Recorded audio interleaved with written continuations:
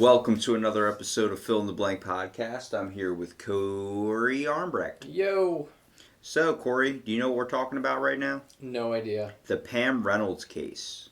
And I gave you a quick little brief about what it was, but you didn't catch the full thing. No, I'm saying I had no idea before that. It was nothing. Well, Pam Reynolds Lowery. What comes to your mind when I say that? Pam Reynolds Lowery. Obviously, it's a person, but who do you think of? Just, like, when I hear it, I guess psychologically I feel like it's probably just some historical figure. Like, a woman who What time led century women's rights in some way. Oh, so way back in the day. Well, maybe. Yeah, so what are we talking about? Like, probably anywhere from the... You're not good 20s, with the time period. No, I'm just trying to make sure it's not too long of a range. The 20s to the 60s. Well, actually, she's quite popular in American songwriting. Pam Reynolds Lowery was born 1956 and then died on May 22nd, 2010. She's from Atlanta, Georgia, and she was an American singer/songwriter. In 1991, at the age of 35, she stated that she had a near-death experience during a brain operation performed by Robert F. Kenzler at the Barrow Neurological Institute in Phoenix, Arizona. Her experience is one of the most widely documented in near-death studies because of the circumstances under which it happened. Reynolds was under close medical monitoring during the entire operation. During part of the operation, she had no brainwave activity and no blood flowing in her brain, which rendered her clinically dead. She claimed to have made several observations during the procedure, which later medical personnel reported to be accurate. So this near-death experience claim has been considered by some to be the evidence of the survival of consciousness after death and a life after death. However, others have pointed to prosaic and conventional means as possible explanations. Reynolds died from heart failure on Saturday, May 22, 2010 at age 53 at Emory University Hospital in Atlanta, Georgia. Now, this whole idea, this is where most of our studies and our most clinical bout of evidence where someone says they experience an out-of-body experience when they die, or seeing like another, like looking down at your body, this is where like our main evidence for that comes from, is from this one woman experiencing this one death experience where her brain was clinically dead, everything, and she recalled stuff that was being said as she had passed on to the next life.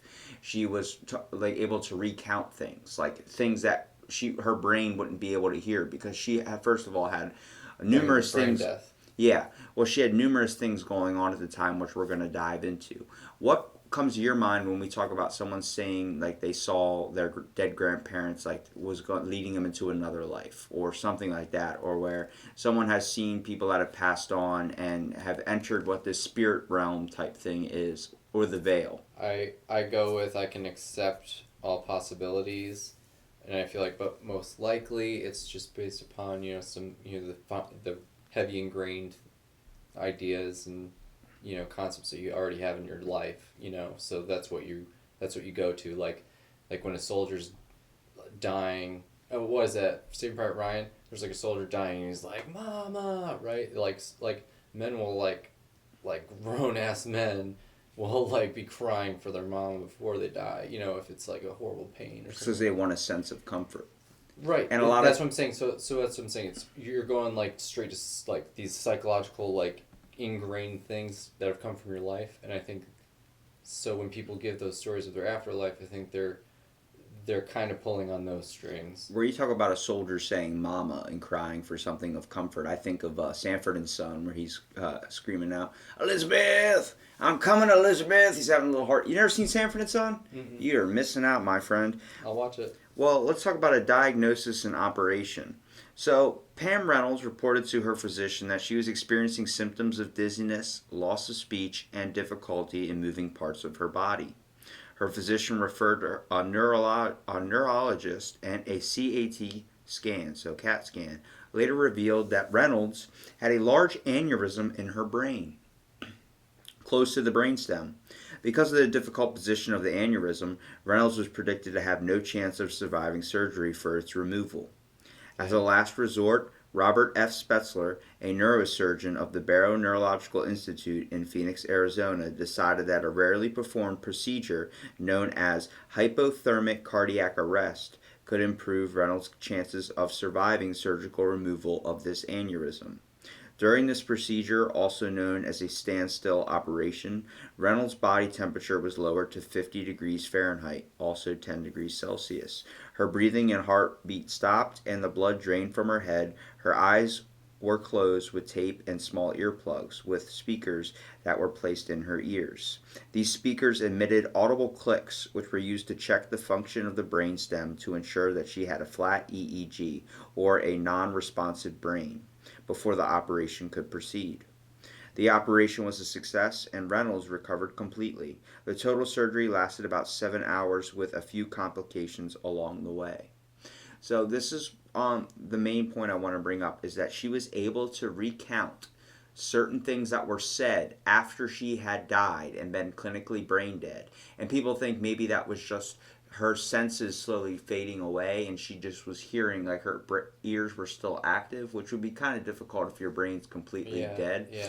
But she had things in her ears that were emitting sounds constantly, like a constant buzzing and audible clicks. So she couldn't, even if she was able to hear anything, it would just be those buzzing into her ears. Mm-hmm. So it's hard that she was able to recount the exact conversations that took place 10 minutes after her clinical brain death, which makes it seem like there is evidence that when she passed on or left this body, that she was still able, like her spirit was still floating above, which we're going to dive a little bit more into.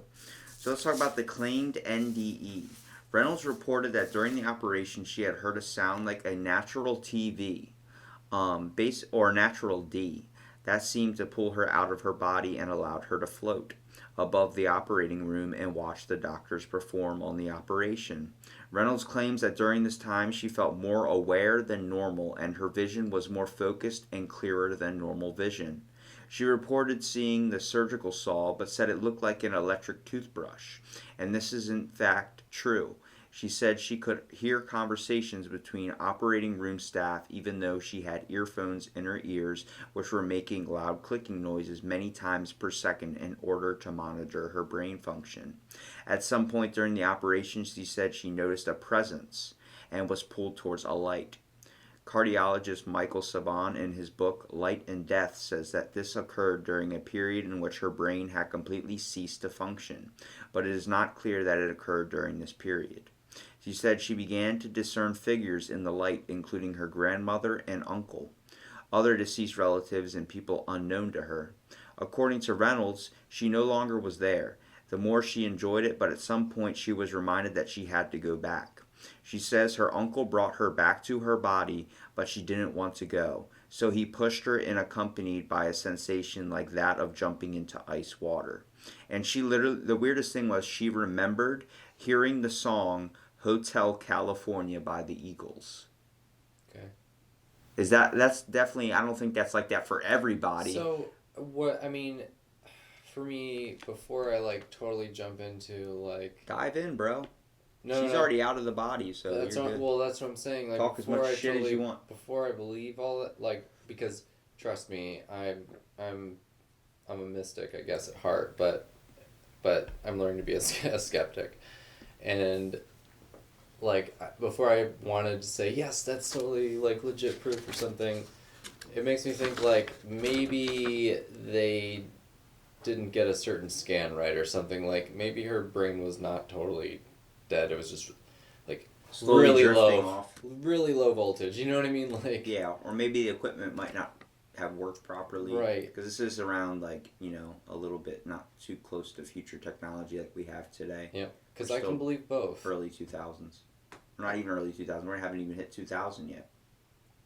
So I mean, but when it comes to looking at that, this gives a sense of hope for people that want to believe that there is an afterlife where you're going to see your relatives or a relative heaven in a way. And the weird thought was that she was thinking of Hotel California, and I thought that was maybe it's going to be different for everyone. Like I might hear, you know, AC/DC as I'm like, you know, drifting off or something, and maybe that's her comfort song. Me, I'm not a fan of that song, but that's primarily due because it's played too much. But She explained through her experience, which I thought was weird, that death and coming back when she felt herself slip into the light and look down at the doctors, basically restating, like trying to bring her back, and like she just remembers not wanting to return because her body looks like a train wreck. That's what she quoted saying. Like she just didn't want to go back into her body because like they have to shave your head to get even any type of surgery. So she was like, falls off. you just look completely like not yourself anymore. And she's like, I don't want to hop into this person. I want to be remembered like how I look in the spirit form right now, like my true self. And I just thought that was something that was cool to hear. And then she also talked about when hearing Hotel California, how when her uncle brought her back to her body and she didn't want to go, her uncle pushed her and then said it wasn't your time to leave yet. And then that's when she woke up from the hospital bed, which I think is just it gives a sense of mysticism in life. Like, is there really another afterlife type thing? I mean, cultural reasons, everyone kind of wishes there is and kind of hopes there is one out there. It's hard to think that we just fade away. Yeah, I'm a natural mystic, but I'm learning to be a skeptic. It's just gotta, because it's difficult to talk about because you don't truly, unless you've experienced it yourself, you can't believe it. But this gives a sense of faith or hope to some of those people out there that wish to believe that there is something. You don't want to feel like everything you did just ends right after you leave this earth. You want to feel like it either leaves a mark. A lot of people want to leave their mark either in history or in the world. Because if there isn't an afterlife, you are remembered still. Well, thing is, we could get into like other, so like a gazillion other cases that have their own sort of like mystic traits or whatever, and or paranormal, whatever you want to call it, that I think still validate, or at least provide a strong argument for all those things, just like this does. But like with the a lot of people try and make an excuse for like when CPR fails and the person stops, the heart still has a chance to kind of kick back or resurrect in a way. I was telling you about, it's called the Lazarus effect or Lazarus syndrome. Basically, it's up to I think like 45 minutes or something, that after chest compressions have stopped, your heart actually still can get an effect from the before chest compressions, and like 35 minutes later, even though CPR stopped, you might have left the house and gone to go start looking for caskets or something. You still have a chance that heart to click back on. It's just a weird thing that's happened. I think they said, what was it, 36 times since 1982. There's only a reported amount of cases. Like, it's a very, very small percentage that could happen to you, but it's something that happens. It's like an anomaly in our body, like our body systems and what we know that we experience as law of like how death works, but we don't even truly know. No, nobody. That's the kicker right there, right? And many cases have obviously come out where like kids have came out saying they saw heaven and they saw all this stuff, and there was a bunch of reported, like I think there was a couple cases like a few years ago where a kid said he remembered seeing all his grandparents, went on Ellen and everything, and then ended up coming out later as a fake. And he just wanted attention or something and made up the story. It's like, there's people willing to do that, and then they have a case like this, and you're like, scientists are believing it because it's the most documented one, and it's widely known to be like the main evidence that they have for an afterlife. And whether they're just taking it from the word of somebody else, but being able to recall a conversation like you weren't in the room, it's just ridiculous to think. Well, let's talk about the reception of this. Reynolds' near-death experience has been put forward as evidence supporting an afterlife by proponents such as cardiologist Michael Saborn in his book Light and Death. Critics say that the amount of time which Reynolds was flatlined is generally misrepresented and suggested that her NDE occurred while under general anesthesia when the brain was still active, hours before Reynolds underwent hypothermic cardiac arrest. Anesthesiologist Gerald Worley analyzed the case and concluded that Reynolds' ability to perceive events during her surgery was the result of anesthesia awareness. Where we talk about people making an excuse for the idea that it can't be the afterlife. There's got to be some logical way behind it. This is this view. According to the psychologist Chris French, Worley, an anesthesiologist with many years of clinical experience, has considered this case in detail and remains unconvinced of the need for a paranormal explanation. He draws attention to the fact that Reynolds could only give a report of her experience sometime after she recovered from anesthetic, as she was still incubated when she regained consciousness. This will provide some opportunity for her to associate and elaborate upon the sensations she had experienced during the operation with her existing knowledge and expectations. The fact that she described the small pneumatic saw used in the operation also does not impress Worley, as he points out the saw sounds like and to some extent looks like the pneumatic drills used by dentists. I see. You have to look at both sides of this argument.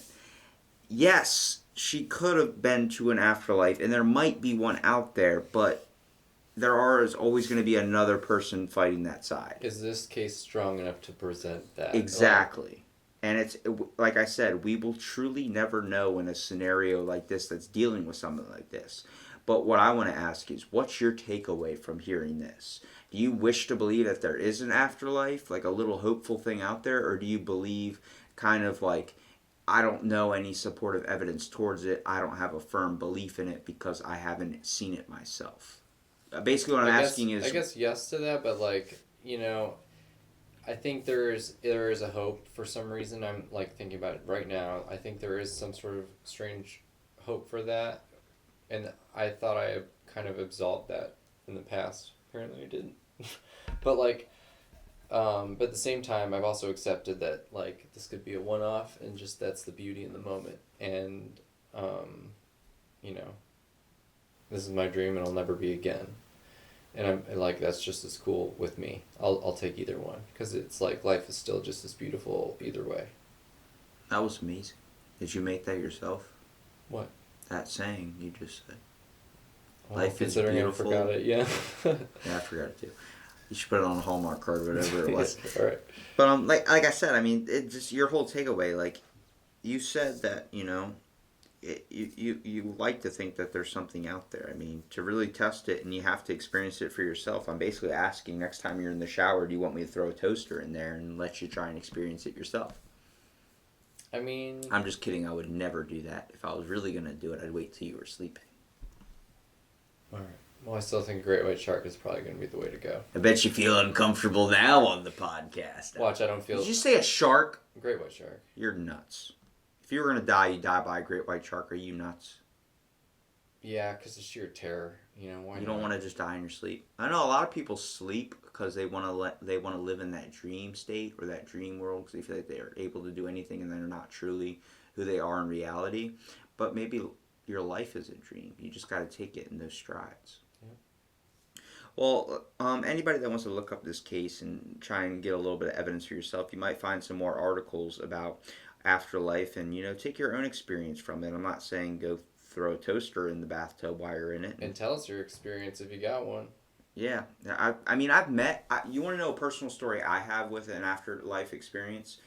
I have met someone that was shot in battle, like in war, died in battle, came back, resuscitated, saying he was a ghost. He was able to realize that, like, he was able to look down and see all the moments, like he was able to fly outside of his body and go anywhere he wanted. Then he was brought back. Then later he had like I think it was open heart surgery or something, died again. They brought him back. He had another afterlife experience, and then the third time he died, it was he passed out, because I guess after the second time he died, his heart was a lot weaker. So they gave him like a pacemaker type thing. He died for like a couple minutes, and the pacemaker brought him back. Or like it's supposed to stop your heart, but then it starts resuscitating it, I guess, or starts giving it pulses to wake it back up. And he talked about going into another, like that. He thought that was the last time he was ever going to wake up. He says, like, the way he thinks of it, since it happened 3 times, and the third time was like the charm, kind of like the saying. He said that maybe everyone has like a legit 3 chances, and that's it.